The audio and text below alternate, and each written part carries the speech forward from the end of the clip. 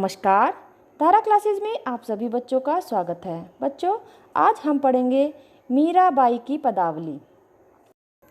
तो पदावली को पढ़ने से पहले मैं आपको इस पदावली को पूरा पढ़ के सुना देती हूँ और फिर आपको एक एक की व्याख्या करके बताऊँगी, एक एक लाइन की। बसो मेरे नई नन में नंदलाल, मोर मुकुट मकराकृत कुंडल, अरुण तिलक दिए भाल। मोहिनी मूर्ति सांवरी सूरति, नैना बने विशाल। अधर सुदारस मुरली राजत, उर्बई जंती माल। छद्र घंटिका कटि तट शोभित, नुपुर सबद रसाल। मीरा प्रभु संतन सुखदाई, भकत बछल गोपाल। इसमें हम सबसे पहले संदर्भ कैसे लिखेंगे। प्रस्तुत पदावली हमारी पाठ्य पुस्तक के काव्य खंड के पदावली शीर्षक से ली गई है। यह श्री कृष्ण की अनन्य उपासिका मीराबाई द्वारा रचित काव्य मीरा सुधा सिंधु से ली गई है। और इसका प्रसंग हम कैसे लिखेंगे कि जैसा कि हम पदावली ही देखेंगे कि बसो मेरे नई नन में नंदलाल, मोर मुकुट मकराकृत कुंडल। तो इसमें जो मीराबाई जी हैं वो श्री कृष्ण के रूप सौंदर्य का वर्णन कर रही हैं। तो प्रसंग में हम कैसे लिखेंगे कि प्रस्तुत पद में मीराबाई अपने प्रभु श्री कृष्ण के रूप सौंदर्य पर मुग्ध होकर उनसे अपने नयनों में, अपने मन में बस जाने का अनुरोध कर रही है। तो यहाँ पर मीराबाई ने श्री कृष्ण के रूप सौंदर्य का वर्णन किया है। अब हम इसकी एक एक लाइन की व्याख्या करेंगे। बसो मेरे नैनन में नंदलाल। मीराबाई भगवान श्री कृष्ण के प्रेम में लीन होकर अपने आराध्य अपने भगवान श्री कृष्ण से कहती है, बसो मेरे नैनन में नंदलाल। हे श्री कृष्ण, आप मेरी आँखों में बस जाइए। ऐसा मीराबाई जी श्री कृष्ण से प्रार्थना कर रही है। मोर मुकुट मकराकृत कुंडल। मोर मुकुट, आपके सिर पर मोर पंखों से निर्मित मुकुट, मकराकृत कुंडल। और मकरा माने क्या होता है, मछली, और आकृत माने की आकृति के, यानी कि मछली की आकृति के कुंडल सुशोभित हो रहे हैं। अरुण तिलक दिए भाल, और मस्तिष्क पर, आपके माथे पर लाल तिलक, अरुण माने क्या होता है, लाल, और तिलक दिए भाल, भाल माने मस्तिष्क पर, आपके माथे पर सुशोभित होने वाले यह छवि मन और प्राणों में वास करती है। मोहिनी मूर्ति सांवरी सूरति। मीराबाई कहती है कि आपकी यह सांवली सलोनी सूरत मन को मोहने वाली है। नैना बने विशाल, और साथ ही आपके ये विशाल नेत्र। अधर सुधा रस मुरली राजत। अधर, अधर माने होठों पर, और सुधा, सुधा माने अमृत रूपी, रस मुरली राजत से भरे मुरली सुशोभित हो रही है। आपके होठों पर अमृत रस से भरे मुरली सुशोभित हो रही है। उर्बई जंती माल, और श्री कृष्ण के हृदय पर वन के पत्र पुष्पों से निर्मित वैजंती की माला सुशोभित हो रही है। ऐसा मीराबाई जी कहती है कि हे श्री कृष्ण, उर माने हृदय पर, वैजंती, वैजंती माने क्या होता है, जो वन के पत्र पुष्प फूलों से बनी हुई जो वैजंती की माला होती है, वह आपके उर पर, वक्ष पर स्थित, वक्ष पर सुशोभित हो रही है। क्षुद्र घंटिका कटि तट शोभित, नुपुर सबद रसाल। क्षुद्र घंटिका, क्षुद्र घंटिका माने क्या होता है, क्षुद्र माने होता है छोटी, और घंटिका माने होती है घंटी। कटी माने कमर के, तो छोटी घंटियां कमर के पर बंधी करधनी में छोटी छोटी घंटियां सुशोभित हो रही है। नुपुर सबद रसाल, और उनके पैरों में बंधी घुंघरुओं की सबद, सबद माने ध्वनि, रसाल, रसाल माने सुनने में, ध्वनि सुनने में, रसाल माने मधुर प्रतीत हो रही है। उनके पैरों में बंधी घुंघरुओं की जो ध्वनि है वो सुनने में बहुत ही मधुर प्रतीत हो रही है। मीरा प्रभु संतन सुखदाई। मीराबाई कहती है, हे कृष्ण, आप सज्जनों को सुख प्रदान करने वाले हैं और भक्तों से प्रेम भाव, भगत बछल गोपाल, और भक्तों से प्रेम भाव रखने वाले हैं, आप मेरे नैनों में बस जाइए, ऐसा मीराबाई जी भगवान श्री कृष्ण से कहती हैं। तो इसमें काव्यगत सौंदर्य क्या आएगा बच्चों? देखो, इनकी जो भाषा थी मीराबाई जी की, वो भाषा थी उनकी राजस्थानी मिश्रित ब्रज भाषा, और इनकी शैली थी मुक्तक काव्य की पद शैली, और गुण इनका माधुर्य और प्रसाद गुण था। रस कौन सा था इनका? भक्ति रस और शांत रस पद था। जैसे कि मैंने अभी बताया था कि ये जो पदावली है ये गेय पद है, हम इनको गाकर भी पढ़ सकते हैं और भाव में भी पढ़ सकते हैं। और इसमें अलंकार कौन सा है? देखिए, इसमें अनुप्रास अलंकार है। अनुप्रास अलंकार कहाँ कहाँ है? देखो, मोहिनी मूर्ति, तो इसमें माँ और माँ वर्ण की आवृत्ति बार बार हुई है। सांवरी सूरति, तो इसमें सा और सा वर्ण की आवृत्ति बार बार हो रही है। तो यहाँ पर अनुप्रास अलंकार है। और मोर मुकुट मकराकृत कुंडल, तो मोर मुकुट मकराकृत कुंडल, तो यहाँ पर माँ माँ वर्ण की आवृत्ति बार बार हो रही है, तो इसमें अनुप्रास अलंकार है। जैसा कि मैंने आपको वीडियो में बताया था कि अनुप्रास अलंकार हम कैसे पहचानेंगे? जहाँ पर किसी एक वर्ण की एक निश्चित क्रम में बार बार आवृत्ति हो रही है, तो वहाँ पर अनुप्रास अलंकार होता है। तो आपको यही पहचानना है कि अनुप्रास अलंकार है या कौन सा। तो आप अनुप्रास अलंकार आसानी से पहचान सकते हैं। अब है हमारा दूसरी पदावली। पायो जी महे तो राम रतन धन पायो, वस्तु अमोलक दी मेरे सतगुरु, कृपा कर अपनायो।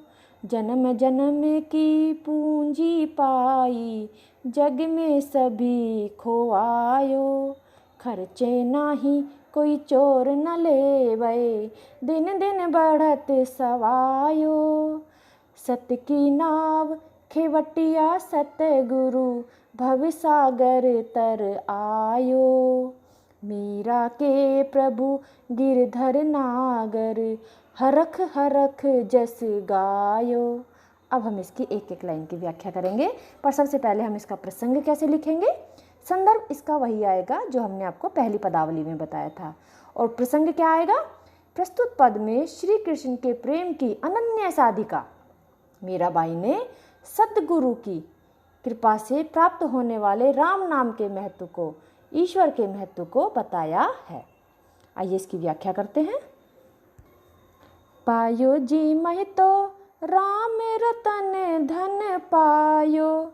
मीराबाई जी कहती हैं कि मैंने राम नाम रूपी अनमोल रतन प्राप्त कर लिया है। पायो जी माने पाया है, प्राप्त कर लिया है। माहे तो, माहे माने मैंने तो, राम रतन राम नाम रूपी धन को, अनमोल रतन को प्राप्त कर लिया है। वस्तु अमोलक दी मेरे सतगुरु, मैंने गुरु की कृपा मानकर अपना लिया है। वस्तु अमोलक यानी कि इसको अनमोल मानकर जो सतगुरु ने मुझे दिया है वो मैंने अपना लिया है। यह राम नाम का रतन पाकर मुझे ऐसा प्रतीत हो रहा है, जन्म जन्म की पूंजी पाई। मीराबाई जी कहती है कि मुझे ऐसा प्रतीत हो रहा है, राम का नाम राम रतन पाकर मुझे ऐसा प्रतीत हो रहा है कि जन्म जन्म का खोया हुआ मुझे खजाना प्राप्त हो गया हो। और जग में सभी खोवायो, और जग में सभी खोवायो का क्या है?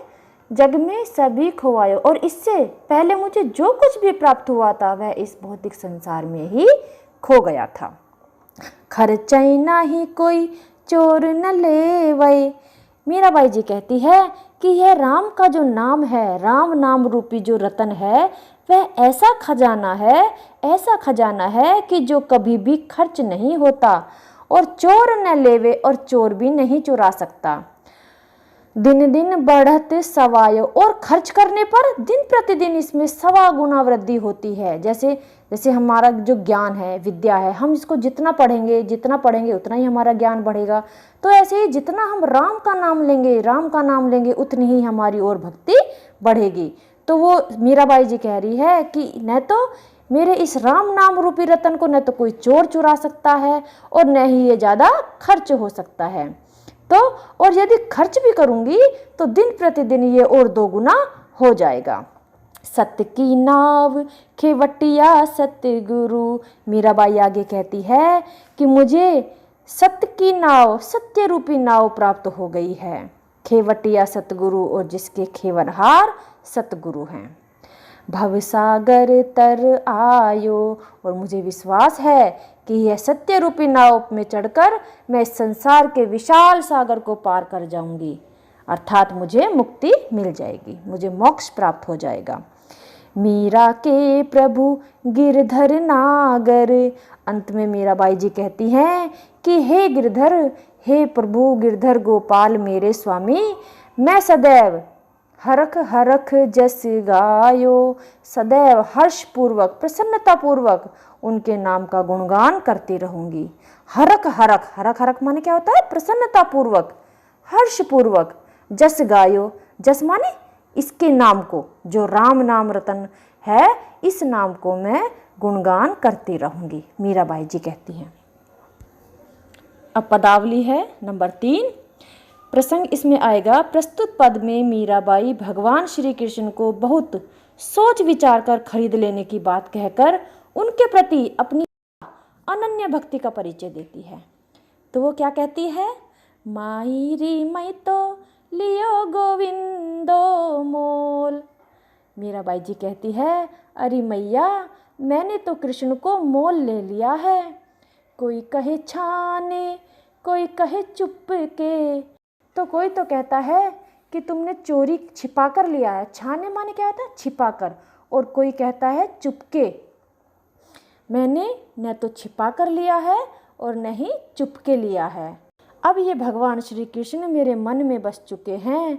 लियो री बजंता ढोल, बल्कि मैंने तो डंके की चोट पर लिया है, यानी कि एक डंके की चोट पर ढोल बजाकर खरीदा है। कोई कहे मुँह धो, कोई कहे सूंधो, तो कोई कहता है महंगा लिया है और कोई कहे सूंधो, सूंधो माने सस्ता। कोई कहता है महंगा लिया है, मुँह धो माने महंगा, और कोई कहता है सूंधो सस्ता लिया है। लियो री तराजू तोल, मैंने तो तराजू में तोल कर लिया है, अर्थात तराजू में तोल कर खरीदा है। कोई कहे कारो, कोई कहे गोरो, कोई कहता है काला, कोई गोरा कहे। लियो री अमोलक मोल, मैंने इन्हें अपना सर्वस्व सब कुछ न्योछावर करके समर्पित भाव से खरीदा है। यही कहूँ याही क्यों सब जानत है, लियो री आँखें खोल। लोग चाहे कितनी भी बातें करे, पर यह सच्चाई सब जानते हैं कि मैंने यह सौदा खूब देख परख कर आंखें खोल कर किया है। मीरा क्यों प्रभु दर्शन दीनो। अंत में मीराबाई जी कहती है कि हे भगवान श्री कृष्ण, अपनी पूर्व जन्म की तपस्या को, प्रतिज्ञा को पूर्ण करने के लिए मुझे आप दर्शन दीन्यो, आप मुझे दर्शन दीजिए, आप मुझे दर्शन दीजिए। अब है पदावली नंबर 4। मैं तो सांवरे के रंग रांची। इसमें प्रसंग आएगा कि प्रस्तुत पद में मीराबाई ने अपनी भक्ति भावना का वर्णन किया है, जिसमें मीराबाई कहती है कि वह भगवान श्री कृष्ण के प्रेम में निमग्न होकर उनके रंग में रंग गई है। इसकी व्याख्या देखिए। मीराबाई भगवान श्री कृष्ण की भक्ति में लीन होकर कहती है कि मैं तो सांवरे के रंग रांची, कि मैं तो सांवरे अर्थात भगवान श्री कृष्ण के रंग में रंग गई हूँ। साजी सिगार बांधी पग घुंघरू, साधी सिगार बांधी पग घुंघरू, उनके प्रेम में रंग कर स्वयं को भली भांति, साजी माने सजाकर, और पग घुंघरू पैरों में घुंघरू बांधकर, लोक लाज तजी नाची, लोक लाज को त्याग कर नाचने लगी हूँ। गई कुमति लई साधु की संगति, साधु की सत्संगति से मेरा अज्ञान और दुर्गुण दूर हुआ है। भक्त रूपी भई सांची, और भक्त ईश्वर के सच्चे रूप का दर्शन हो पाया है। किसकी कृपा से? सतगुरु की कृपा से ही मुझे यह अज्ञान और दुर्गुण मेरा दूर हुआ है और मुझे अच्छी संगति मिली है। गाए गाए हरि के गुण निस दिन, मैंने हरि के गुण गा गा कर स्वयं को काल बयाल सु बाची। काल, काल माने काला, ठीक है, और बयाल माने सर्प, बाची माने बचा लिया है, सु माने अपने आप को। काल रूपी सर्प से मैंने अपने आप को बचा लिया है। काल रूपी सर्प यानी कि अज्ञानता और दुर्गुणता से मैंने अपने आप को बचा लिया है। कैसे? सतगुरु की कृपा से, गुरुओं की संगति में आकर मैंने अपने आप को बचा लिया है। जन्म और मृत्यु के चक्र से मुझे मुक्ति मिल गई है। उन बिन सब जग खारो लागत, और बात सब कांची। अब भगवान श्री कृष्ण के बिना यह संसार क्या लगता है? खारो। खारो माने व्यर्थ लगता है, लागत माने लगता है, और बात सब कांची, और उनकी बातों के अतिरिक्त सब बातें भी मुझे कांची, यहाँ पर कांची माने भी व्यर्थ बताया गया है, तो उनकी बातें भी मुझे अब व्यर्थ लगती है। अगर कोई बात उनके अतिरिक्त हो, यानी कि श्री कृष्ण भगवान के अतिरिक्त अगर कोई बात होती है तो वो बात भी उन्हें व्यर्थ लगती है। मीरा श्री गिरधन लाल सु भक्ति रसीली जांची। अंत में मीराबाई जी कहती है कि मुझे सदैव श्री कृष्ण की भक्ति में ही आनंद की अनुभूति होती है। भक्ति रसीली जांची, संसार में किसी अन्य वस्तु की ऐसी अनुभूति की कल्पना नहीं की जा सकती। मैं तो भगवान श्री कृष्ण के ही रंग में रंग गई हूँ, ऐसा मीराबाई जी कहती है। पदावली नंबर 5, मेरे तो गिरधर गोपाल। इसमें प्रसंग आएगा। प्रस्तुत पद में मीराबाई जी कहती है कि मैं तो एकमात्र भगवान श्री कृष्ण को प्राप्त करना चाहती हूँ, अन्य किसी को नहीं। ठीक है, तो इसमें देखिए, मेरे तो गिरधर गोपाल।